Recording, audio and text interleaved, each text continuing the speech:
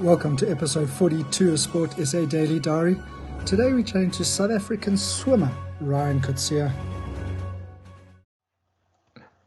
How are we doing, Ryan? How's it going in Palabora? Pretty good. Just trying to get in a bit of a routine. It lasts about for like 4 days, and then there's like a 2-3 day period of terrible routine, sleeping in too late. But otherwise, pretty good. Enjoying a bit of the warm weather again. Not the biggest fan of the cold, so it's nice being back a little bit with the family. Yeah, I'm sure. All the way from the US, where you're studying at the moment. Ryan, Palabora for a swimmer. That's quite an interesting one, huh? Have you been swimming since you were a youngster? I probably learned around the exact age. I'm not 100% sure. Like, we haven't pinpointed that one. I think it's about maybe 7-ish, maybe 6 or 7. I had a midline crossing problem when I was a kid, so I was struggling, doing anything like on the other side of it with any part of my limbs. And so the doctors and everything said that I would either need to do judo or swimming to try and kind of get that coordination, get my body and like the nervous system used to doing different things. So they had me like writing with like kind of Sharpies on like glass windows, making circles and weird like shapes. I still struggle with some of it a bit, but that's how I got into swimming. Hated water as a kid, so swimming lessons wasn't my most fun thing. I think I ran away from my first swimming lessons that I can recall. And now here you are, you're a world swimmer. I mean, that's quite a change in heart, really. Yeah, no, it's definitely come a long way, but definitely has created a different life than I would have expected. So, not been a bad journey at all. When did you realize that swimming could be a career for you? I think there's probably like a few different points where it kind of came out. I was like, oh, okay, this could be a thing. It was first was probably around about, I think, 12 or 13. And then like won like a couple events, like age group type stuff, nothing major like school galas. I was like, ooh, I might be pretty good at this. And then I got to high school and got my butt kicked. And so I was like, oh, okay, maybe the career is not possible really. And then kind of, 2 years later, around about 15, 16, it kind of kicked in that I potentially had enough to get to the US, go study scholarship there and kind of see if there's an international level in me. And so I'd say around about 15, 16, it kind of kicked in. I was like, all right, if I'm trying to make this work, it's really got to go now. Yeah. And Ryan, when did you start with Graham Hill? I never swam with Graham Hill. I was here in Palabora for a while until I was 13. Switched between a few coaches. The last year or two here, I trained through a coach in Polokwane, but my parents coached me, so it was just me and like a few kids, kind of did our own thing. And then when I moved to Pretoria, I trained with one of the coaches that was linked to our high school, Laura Posma, at Diodora Aquatics at the time. So I trained there for about a year and a half, maybe 2 years. Okay. And then we decided together that it was time to move on to a bigger squad, more elite kids around me. So I moved to Tux. Okay. And there I trained with Igor Omolchenko, a Russian guy, for 2 years. And then I switched to another coach inside of Tux, Emil De Brain, right before, the year before going over to the US. And tell me, when you went over to the US, was the standards a step up, or was it something similar? Because South Africa's always had exceptionally strong swimmers. Yeah, it was a lot different ball game. In the sense of, obviously some of the athletes, on a college team are better than you had with the people you train, but also you have a certain percentage of that team that isn't as fast as you. So you still have the same kind of ball game with that, but the level of expectation for your performance and your technique and, the level of training that we did was a lot higher. Like, I did great work when I was here, but there was a big lack on, technique stuff. I had to relearn. It took me about 2.5 years to relearn how to swim butterfly the right way that wouldn't create a ceiling for me. Yeah. And so that was one of the tough things. And definitely, like, weightlifting was never part of, like, my program, really. I think I did maybe 2 small weight sessions during my matric year that was kind of based on Olympic lifting. So I learned some of that, but that was a whole new ball game. Like, I never squatted or anything like that. So going from, two sessions a day here, and my last year before I went over, I went back down to 1 session a day to America, where we were doing, about 4 to 7 hours a day. And that was morning session, afternoon session, gym, cardio stuff, and still school. So the intensity really jumped up a lot.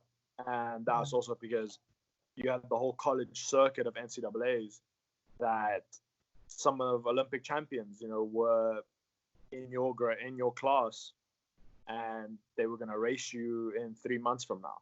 And you might race them, once every 2 months. And the coaches were expecting you to go toe to toe with them. So it was a whole different ball game of not just, training with a club team and, trying to get to nationals and then make an international team. It was, you got to perform almost every week, almost every month. And so that intensity was a lot different. Like, everything had to be pristine. And I mean, you say that you were training 7 hours a day. Where on earth did you find time to do any studying? I mean, go to classes and then study after that. I mean, over and above. Yeah, that was, I think, a bit of it. Like, the first year and a half, looking back at it, I think one of my biggest problems of swimming performance the first year and a half in college was I was not sleeping enough. I was sleeping probably about 4 hours.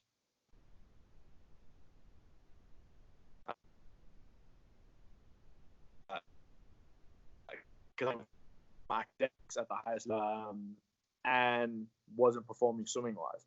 So I wasn't sleeping much at all. Got my grades, like Australia days at the time for the first year and a half or so. And it was, so I wouldn't say there was time, because we just prioritized different things. I slept in class because that was my time for catching up.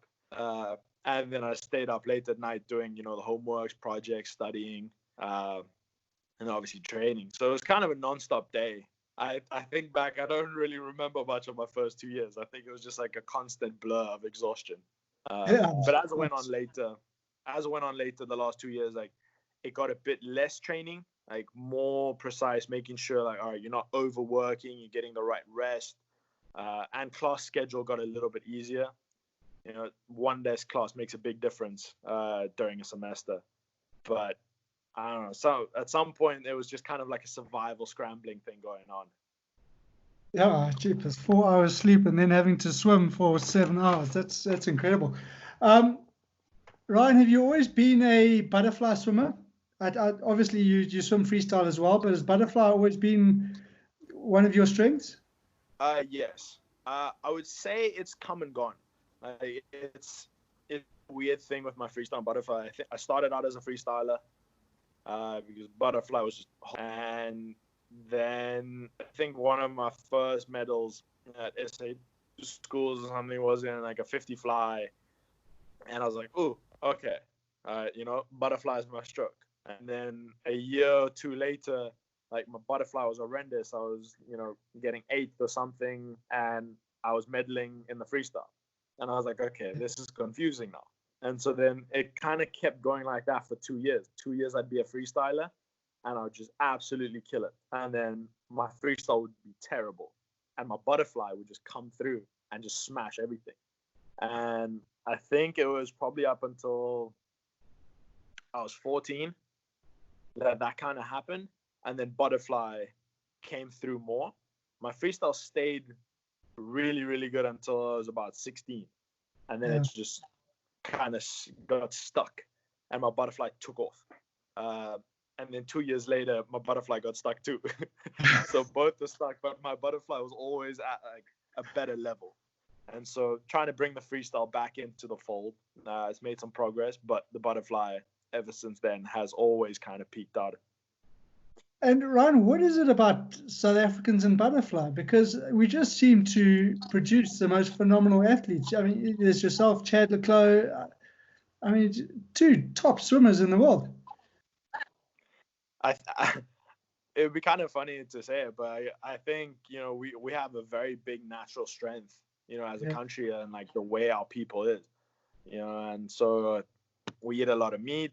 Some people's like, oh, that works. Some people's like, no, it doesn't. But I mean, I think like our culture, like we're a very strong culture of people as well.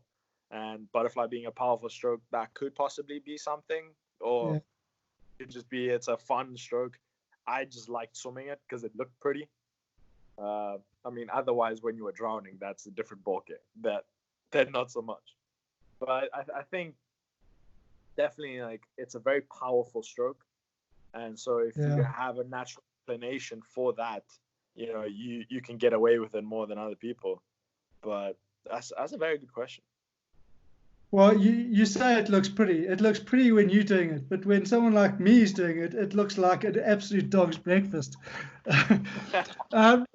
Ryan, you've competed at the top level. You've been to world champs. You won 2 bronze medals at the Commonwealth Games. That must have been a great moment for you. Yeah, that was definitely a very. I mean, I don't really know how to put that one in words other than just it was incredible.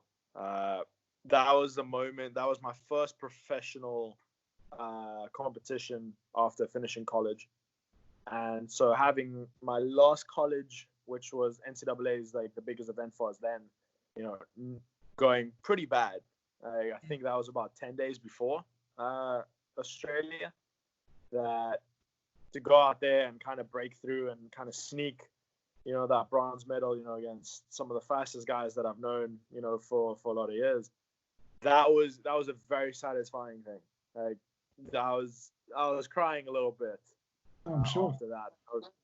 So that was definitely a moment that kind of gave me the boost I needed, just to be like, all right, you're starting your pro career, not too bad. You have enough of the ball game. You just got to figure out how to get better, how to get that extra level. So that's been pretty special to me. You carried that on in 2019. You had a successful year. You won at the SA Short Course Champs. You won 100 meters free, 50 meters fly, 100 meters fly. I mean, that's a pretty good result in its own right. Yeah, I was very happy with that weekend. I think that was after we came back from World Champs, and I had found out like a month before that I was struggling with some iron anemia, and we couldn't figure out why, because it was never a previous problem. It just kind of appeared. And so I was dealing a bit with a tricep injury and it just gotten like my health and my blood levels and my iron levels up, everything to where it needed to be. So that weekend was just kind of a racing thing to see, all right, how much pressure can I put my body under? And it turned out pretty good. So I was very surprised with that weekend and very happy, especially after a very disappointing month before that. So that kind of kicked off 2019 with a good rest of the year. And then obviously it was supposed to be Olympics this year. Must have been a bit of a blow when it was postponed. Do you see it that way, or do you see it as an extra opportunity to get fitter and stronger for 2021? I mean, definitely like having an extra year, it leaves you room to fix a lot of things, that you haven't previously had time for, or could take away the time that you figured wasn't important enough, in the sense of now we're in lockdown and, you can't really do your traditional stuff. So you have to switch it up. So I'm learning, like I've always kind of known the last couple of years, I have very, very weak hamstrings and glutes, which is a very unhealthy thing to do to have for an athlete.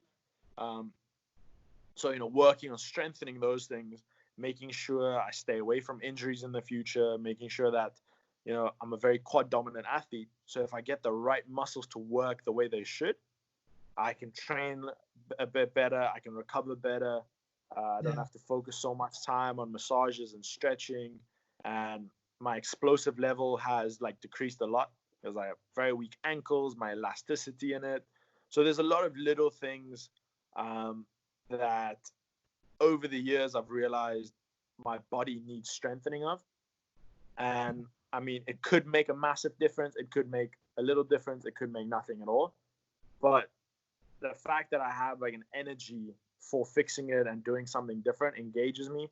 And I think that's a very healthy thing to do right now. But definitely having an extra year is a bit relaxing. It's kind of cool because, I mean, we can only do what we can.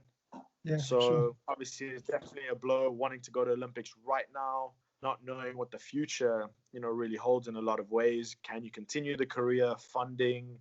It's like all of those things. Like, will there be an injury a year from now? Will Olympics like still happen? Or is there still a potential chance for that moving out again or just being cancelled? So definitely that like leaves open a lot of concern. But at the end of the day, like, this gives me some time to focus on different things that I think can make my career better. Flexibility, mobility, yoga, try and get my body into a whole different level. Yeah. Ryan, you talk about sort of dodgy hamstrings and that sort of thing. Is that from a lack of stretching? Because I know for one, I absolutely hate stretching. If I go and play a football match or run or whatever, it's unlikely I'm ever going to stretch. And then, I saw a coach earlier this year, and for the first time, she made me touch my toes ever. Do you guys stretch at that level, or do you not? Is it something that you absolutely despise as much as us normal people? For me, I've put a big emphasis on stretching the last, I'd say, 2 to 3 years. And I think that's been a problem that I'm catching up years of not stretching properly. And I think it's not been a big enough emphasis for younger athletes, building up their career, how to stretch properly, but also to stretch. Because, a lot of ways, like, people stretch, but they stretch wrong. And so that's kind of an interesting thing where you got to learn, see how much, like the type. You have to understand how the muscle works as well, a little bit. Unless someone teaches you the right way to do it, then, I mean, obviously not the biggest concern there. But no, the weak hamstrings has been more of a lack of focusing on training them, really. It's like, land athletes in general, track or running sport, they generally activate their glutes and their hamstrings because that's a big part of the running force of it. And so naturally that strengthens. But, for swimming, if the only time you're training it is in the water with kicking or trying to hold it up, that is not the biggest thing because it doesn't have, like, water has less resistance, obviously, in that case. We don't have that impact to strengthen it to that degree. So you have to do it in the gym. You have to do it, either with running type exercises or something in that regard. And that's been a big missing point in my last couple of years, definitely. So if you were chatting to a young up-and-coming swimmer or someone who actually wanted to make a career for themselves in swimming, would that be sort of part of your advice to give them, is to make sure that they're actually stretching correctly? Yeah, I would definitely say stretching and strengthening, like, all parts of your body, like making sure your body moves as a whole. Because as soon as you start focusing on like one sport too much, especially swimming that, doesn't have that ability to strengthen the ankles naturally, because we stretch our ankles to be looser. So we're more susceptible to spraining your ankle on land if you were to run or do something like that. And so that would be something, is stretch more often. But I would say kind of get into yoga and that type of stuff more early on, just because it doesn't just stretch, but it also strengthens. So you're learning how to use that muscle in the range of motion. There's a lot of people, they stretch and they're super flexible, but that also costs them performance because the muscle can't be used in that range. And that's also how you get injured pretty well. So that's kind of been something we've been playing with over the last couple of years. Yeah, I remember it, when Ryan Giggs was in the sort of later stages of his career for Manchester United. He started to do yoga, and he actually credited that with him being able to play until he was 38, 39. So it's very interesting about stretching and about the yoga and the importance of it. Ryan, on a light-hearted note, tell us about Ryan the Rhino. Where did that come from? I mean, like growing up in Palabora, like we grew up around, the Kruger Park. Kind of every weekend was we go look for always kind of around that vibe. My mom also being a veterinarian, for house cats and any dogs types. She also worked with wild animals, so she would go out to people's game farms, and work on rhinos, buffaloes, elephants, giraffes, the whole shebang. Uh, we even took care of a baby cheetah in the house when I was very, very young. And so that I just have a very big attachment to it. And somewhere along the line, one of the coaches, the coach from Polokwane, Uncle Dougie, I don't know if he just couldn't say my name properly or if he didn't want to, or if he just kind of went, for a nicknamey thing. And I think he basically just added an O at the end of my name and just went Rhino. And so just that kind of was a nickname for a bunch of years. And then obviously, college, a lot of people just have random nicknames that they give you. So I ended up with like 9 nicknames. And in the last couple of years, I just kind of thought about, home again and trying to possibly create a brand again, trying to stay to the roots and see, everything with the rhino poaching going on. I was trying to think of ways that I could set up, possibly having a foundation in the future. And so I'm in a lot of planning stages of trying to see what I can do and not go off too much on my own, but have a fun personality, maybe T-shirts and some cool stuff. But having something stay home and come back to. So I'm playing around with a bit of that. But yeah, the nickname kind of, I don't exactly know if it was just a fluke thing or how that, but it's kind of catchy. So yeah, it certainly is. It sounds interesting and fun. Ryan, do you have any rituals or superstitions or anything that you do before you start a race? I used to when I was younger, but I think nowadays, like, the only stuff I really do is about check my goggles, 10 times that it's on my face exactly the way I want, because I'm scared for water leaking in and everything. So I guess that's one thing that I always freak out. It'll be perfectly on, and I'll still be like, okay, hold up, is this thing on? And then it'll suck wrong into. It'll have more pressure on one side of my eye, and I'm like, I don't like this. I don't like this at all. So that's one thing, but I wouldn't say I really have. I kind of just mix it up and kind of flow with it. Kind of relaxes me a bit not to have things that's everything needs to be done, because then I get a little antsy and get tense. I try to just laugh a bit more, leading up to my races. So I guess that's something. Try not to be too serious about it. But So you're not quite the Rafael Nadal of tennis, but of swimming, but you're close. Yeah. I think the only thing I actually do most of the time is kick the back wedge of the block. But that's more like, okay, I don't want to jump and the thing moves because it's not like stationed properly. So I have to give it a good kick every time to make sure it's there. I'd say that's about my only thing. Oh, excellent. Ryan, it's been awesome chatting to you today on Sport SA Daily Diary. Thanks so much for joining us. Stay safe there in Palabora and back in the US, and we look forward to seeing you at the Olympics next year. Sounds good. Appreciate it. Thank you. Awesome. Take care. Ciao. Look out for us again tomorrow in Sport SA Daily Diary, where we'll be chatting to Blitzbox coach Neil Powell.